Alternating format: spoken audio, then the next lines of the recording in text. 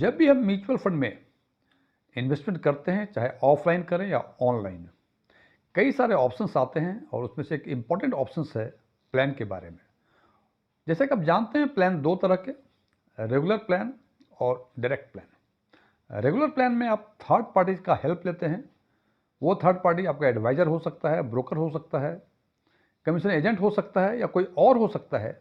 और चूंकि वो एडवाइस देता है, कुछ हेल्प करता है, तो निश्चित रूप से उससे कुछ रेमुनरेशन बनते हैं और वो आपसे कुछ चार्ज करते हैं। हालांकि ये जो चार्ज करते हैं ये आपको दिखता नहीं है, लेकिन आप जो इन्वेस्टमेंट करते हैं उस प्लान में, उसी में से एएमसी हाउस उनको पे कर दिया करता है।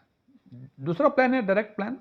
इसमें कोई आपको थर्ड पार्टी इन्वॉल्व नहीं होता है और इसमें सारी चीज़ें, फंड को सिलेक्ट करना, ऑफलाइन या ऑनलाइन जैसे फॉर्म भरना है, ये सारी बातें आपको खुद करनी पड़ेंगी।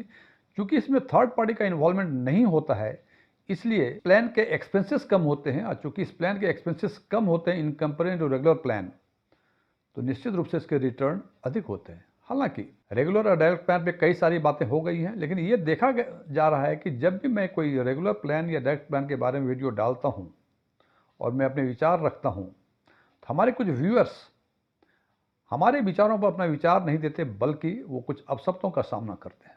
खैर, ये उनकी श्रद्धा है, ये उनकी अपब्रिंगिंग है कि वो अपने विचार किस तरह से प्रकट करें। अब सवाल ये उठता है कि यदि आप इन्वेस्टमेंट अभी किया नहीं है, आप इन्वेस्टमेंट करना चाह रहे हैं, तब तो डायरेक्ट प्लान आप ऑप्ट कर सकते हैं। लेकिन उन इन्वेस्टर्स के लिए जो ऑलरेडी रेगुलर प्लान में है, रेगुलर प्लान मीन्स कमीशन वाले म्यूचुअल फंड प्लान, जो ऑलरेडी रेगुलर प्लान में इन्वेस्टेड हैं और वो चाहते हैं कि अब हम रेगुलर प्लान से स्विच करें डायरेक्ट प्लान में, तो उनके सामने कुछ सवाल आते हैं कि क्या ये फ़ायदेमंद है या फ़ायदेमंद नहीं है। क्योंकि जैसा कि आप जानते हैं कि आप जब स्विच करेंगे रेगुलर टू डायरेक्ट, तो टैक्सेशन के लिहाज से ये रिडम्पशन माना जाता है, यानी जो भी कॉर्पस बनेंगे उस पर आपको लॉन्ग टर्म या short term capital gain tax पे करना पड़ेगा। तो आज हम चर्चा करेंगे इन्हीं बातों पे कि जो एग्जिस्टिंग इन्वेस्टर्स हैं, यदि वे चाहें रेगुलर से डायरेक्ट प्लान में स्विच करना, तो क्या रेगुलर से डायरेक्ट प्लान में स्विच करना उनके लिए फ़ायदेमंद है या फ़ायदेमंद नहीं है। एस्ट्रॉन टैक्समैन के नए वीडियो में आपका एक बार फिर से स्वागत है। यदि इस वीडियो से आपके नॉलेज बेस में कोई वैल्यू एडिशन होता है, इसे लाइक करें, अपने फ्रेंड्स के साथ शेयर करें, कमेंट करके ये बताएं कि क्या इसमें कोई चीज़ें आपको अच्छी लगी या अच्छी नहीं लगी, जो भी हो, सो दैट कि मुझे ये पता लग सके कि जो इन्फॉर्मेशन मैं अपने व्यूअर्स को कम्युनिकेट करना चाह रहा हूँ वो मैं कम्युनिकेट कर पा रहा हूँ या नहीं कर पा रहा हूँ। और यदि आप इस चैनल पे पहली बार विजिट कर रहे हैं, इसको सब्सक्राइब करें और सब्सक्रिप्शन बटन के बगल में जो बेल आइकन है उसको पुश करें, ताकि हमारे सभी नए वीडियो की नोटिफिकेशन आपको लगातार मिलती रहे। और कमेंट बॉक्स में आप न्यू सब्सक्राइबर कमेंट करें, सो दैट कि मैं ये समझ पाऊँ कि आप हमारे न्यू सब्सक्राइबर हैं। मेरा नाम डीएम झा है। रेगुलर प्लान और डायरेक्ट प्लान में बेसिकली एक ही डिफरेंस है, वो यह कि डायरेक्ट प्लान में एक्सपेंसेस रेशियो कम होते हैं और रेगुलर प्लान में एक्सपेंसेस रेशियो अधिक होते हैं। यानी रेगुलर प्लान का परफॉर्मेंस, चूंकि एक्सपेंसेस रेशियो कम होते हैं, तो लंबे समय में काफ़ी अधिक हो जाता है यदि हम तुलना करें रेगुलर प्लान से। जो और ये डिफरेंस जो है एक्सपेंसेस रेशियो का, ये करीब 1% से अधिक का है। और यदि हम म्यूचुअल फंड के जो 4 इंपॉर्टेंट सेगमेंट्स हैं, large cap, mid cap, small cap और फ्लेक्सी कैप, यदि इसमें हम देखें रेगुलर और डायरेक्ट प्लान में टोटल एक्सपेंसेस रेशियो, तो हम देखते हैं कि रेगुलर प्लान में लार्ज कैप में 2.06%, मिड कैप में 1.89%, स्मॉल कैप में 1.86%, फ्लेक्सी कैप में 1.92%। और यही बातें डायरेक्ट की करें तो लार्ज कैप के डायरेक्ट में 0.89%, मिड कैप में 0.75%, स्मॉल कैप में 0.63% और फ्लेक्सी कैप में 0.74%। और डिफरेंस देखते हैं दोनों प्लान में, तो सारे जो चारों प्लान हैं उसमें मोर देन 1% है। जनाब, ये जो हमने रेगुलर और डायरेक्ट का टोटल एक्सपेंसेस रेशियो दिखाया हुआ है, जो देख पा रहे हैं आप स्क्रीन पे, ये एवरेज टोटल एक्सपेंसेस रेशियो हो सकता है किसी पर्टिकुलर फंड में ये कम भी हो और अधिक भी हो। तो आज हम चर्चा करेंगे इन्हीं बातों पे कि जो एग्जिस्टिंग इन्वेस्टर्स हैं, वो यदि चाहते हैं रेगुलर से डायरेक्ट में स्विच करने के लिए, तो क्या ये स्विच करना फ़ायदेमंद है, इसकी हम चर्चा करेंगे एक लाइव एग्जाम्पल लेके। और जो नए इन्वेस्टर्स हैं, जिन्होंने अभी तक इन्वेस्ट नहीं किया है, उनके लिए तो काफ़ी आसान है कि वो डायरेक्ट पान में सीधे इन्वेस्ट करते हैं, उनके स्विच करने की कोई समस्याएं नहीं होंगी। जैसे कि पहले हमने चर्चा की थी कि आज हम बात करेंगे उन इन्वेस्टर्स के लिए जो ऑलरेडी एग्जिस्टिंग इन्वेस्टर्स हैं और वो चाहते हैं कि रेगुलर से डायरेक्ट प्लान में हम स्विच करें, क्योंकि उनको आशंका इस बात की है कि रेगुलर से डायरेक्ट प्लान में स्विच करने से हमें करीब 1% का फायदा होगा, लेकिन उसके बदले चूंकि स्विच करना माना जाता है टैक्सेशन के लिहाज से कि आपने उसको रिडीम किया, और जब भी फंड्स को रिडीम करते हैं हम, तो हमें कैपिटल गेन क्रिएट होता है और उस पर अप्लीकेबल टैक्स रेट जो भी है वो देने पड़ते हैं। तो क्या ये फायदेमंद है एग्जिस्टिंग इन्वेस्टर्स के लिए कि फायदा 1% का और टैक्स हमें long term capital gain tax 12.5% के रेट से देना पड़ेगा? तो क्या ये उचित है उन इन्वेस्टर्स के लिए जो ऑलरेडी एग्जिस्टिंग है और वो चाहते हैं कि रेगुलर से डायरेक्ट में हम स्विच करें? इसके लिए हमने एक लाइव एग्जाम्पल लिया है और इस लाइव एग्जाम्पल में माना है हमने कि आप चाह रहे हैं कि आप एग्जिस्टिंग इन्वेस्टर्स हैं और आप चाह रहे हैं कि इसे रेगुलर से डायरेक्ट में स्विच करें। इसके लिए हमने माना कि फाइनेंशियल ईयर 21-22 में आपने 1,50,000 रुपये इन्वेस्ट किए थे और जिस स्कीम में, जिस फंड में आपने इन्वेस्ट किया होता, उसका CAGR रेगुलर का 20% है। तो पूरे 3 वर्षों के बाद 20% के हिसाब से 1,50,000 बन जाते हैं 2,59,200 रुपये। इसका मतलब कि लॉन्ग टर्म कैपिटल गेन 1,09,200 रुपये बनेंगे।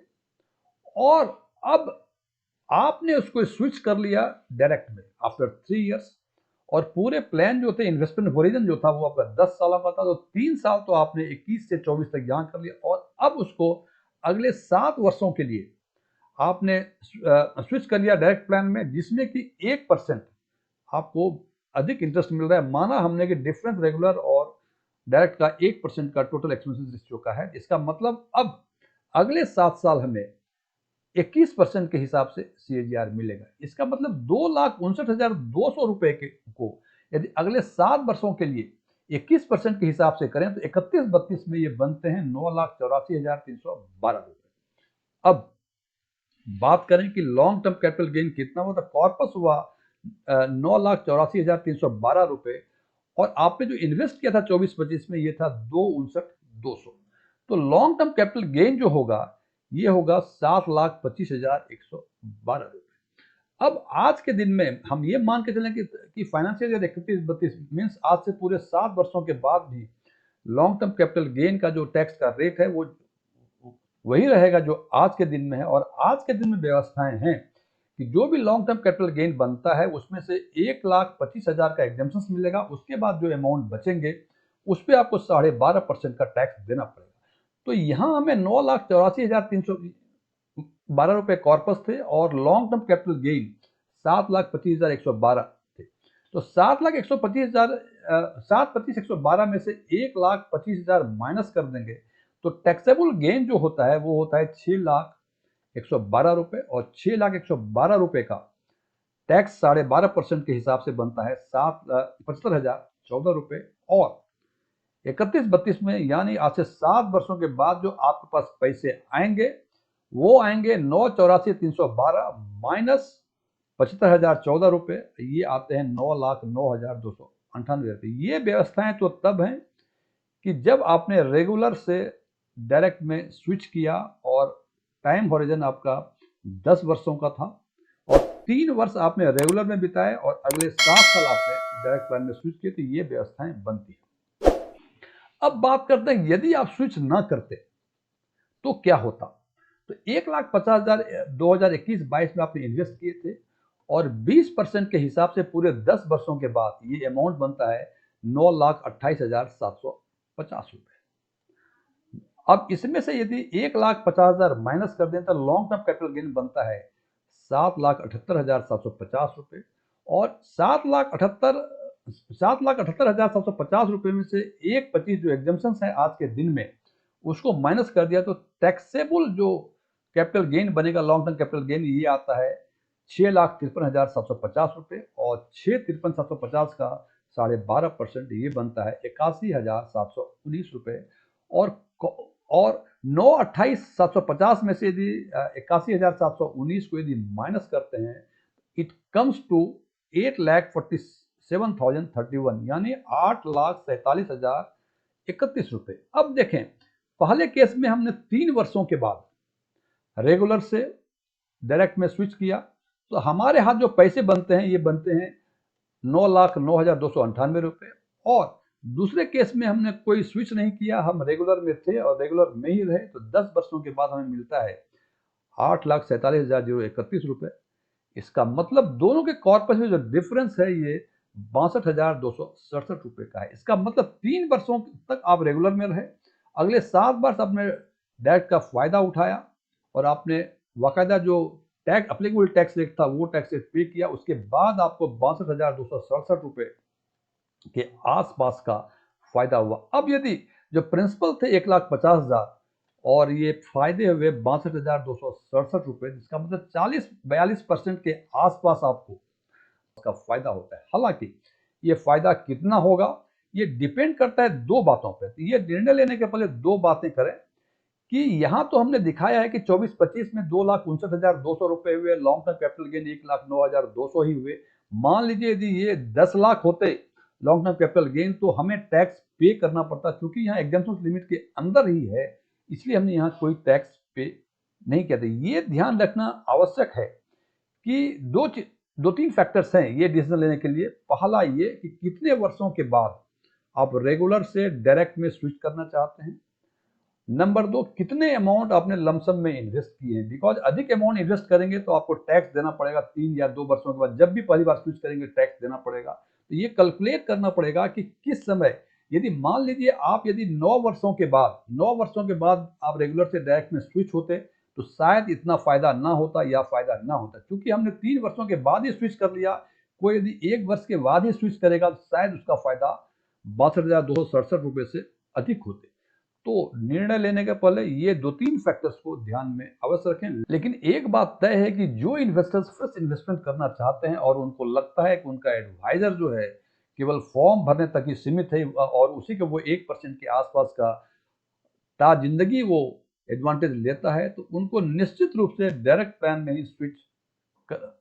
में ही इन्वेस्टमेंट करना चाहिए। लेकिन जो ऑलरेडी एग्जिस्टिंग इन्वेस्टर्स हैं उनको 2-3 फैक्टर्स फिर रिपीट करता हूँ, कितना अमाउंट का इन्वेस्टमेंट है, कितने वर्षों के बाद आप रेगुलर से डायरेक्ट में स्विच करना चाहते हैं और आगे कितने वर्षों तक आप इन्वेस्टेड रहना चाहते हैं, ये सब बातों पे डिपेंड करेगा कि आपको कितना फायदा होगा और निर्णय आप इसी हिसाब से लें। Thank you.